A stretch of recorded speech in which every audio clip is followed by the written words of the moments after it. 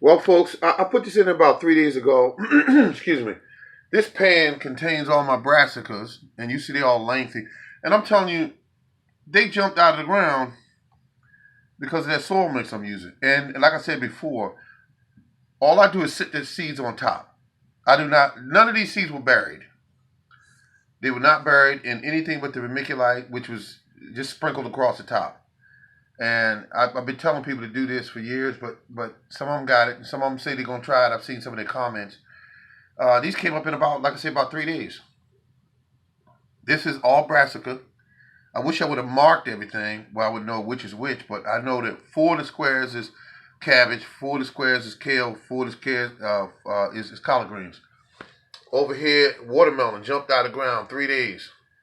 Um, and I mean, I came in here today just to check the stuff to see, okay, where am I at right now? And I'm seeing all this. I just went to work today. This was not there, and I came back, and there it is, 8 hours later.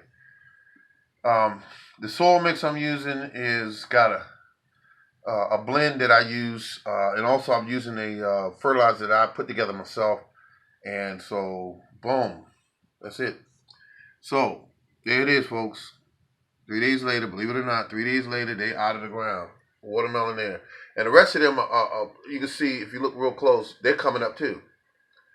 So get them off of, when you see them out or just peeking out, get them off of the heat mat, get them onto some light, and so that way you can stop or try to slow down some of this elongated growth like I have here.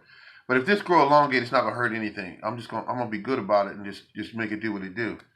All right, folks, this is the Morning Gardener Show, and I got some seedlings that are on the way to go into the garden, and they're doing good. I might run out of space when these things get to going.